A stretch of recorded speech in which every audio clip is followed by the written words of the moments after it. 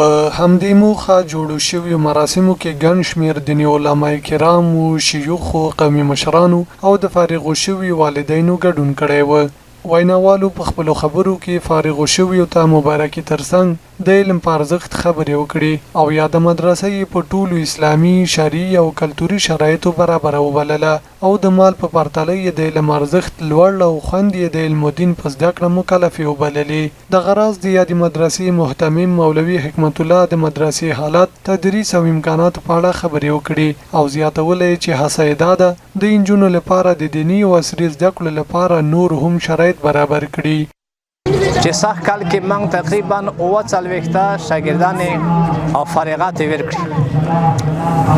خو دا لاسو کلونو کې لکه مخکې د ولي وشوله چې موږ 115 عالمات یعنی عالمې او 52 حافظ د قرآن دا موږ فارغ کړي دي.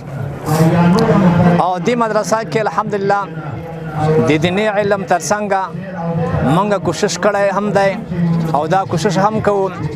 لکه نن هم دغه خلکو بالمشاهده ولیدله د دیني علم سره موږ عصري علم هم تخیو.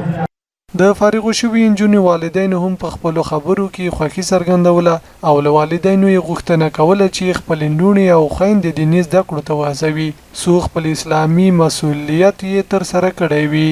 موږ الحمدلله وتکسنې عالمې په ډېر خوارۍ سره ډېر تکلیفونو سره په دې باندې دیني تعلیم کړی دی او لا هم موږ کوشش کوو چې عصري علوم هم په دې باندې وکړو ځکه د زنانه‌یي ټولنې لپاره د علوم علم چې دی ډېر ضرور دی.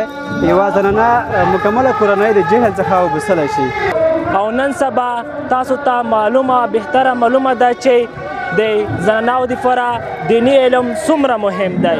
زموږ په ټولنه کې عصري علم سره دیني علم ډېر مهم دی او زنانو لپاره بهتره مهم دی ځکه چې نران او مولایان صاحبان به اندازې ډېر دي. مقصد د زنانو لپاره علم بهتر دی ځکه چې زنانه طبقه زموږ په علم کې او دیني علم کې او ورسره په عصري علم کې پرمختګ وکړي زموږ ټولنه او زموږ راتلونکی نسل به ډېر پرمختللی او پیاوړی وي.